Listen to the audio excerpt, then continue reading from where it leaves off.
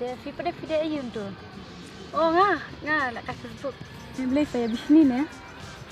Bisni kai hai ni kat badan. Syuang ai ba thok kum tu tekam zum hai de se la shalai sni nda filap bertu ubriu punya teks tu menta.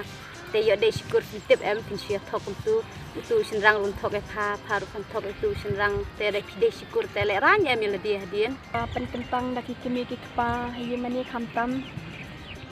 Of course that's true. Tang ba let kum no kam thu te let her be. Ja let no. Oh yes. But if any of your sister have relationship with another person, Ma bro, na kajat jonga ka keteng jonga Facebook kam di kum tu. Kam di real kum tu ka di fake, but my real name, my real title is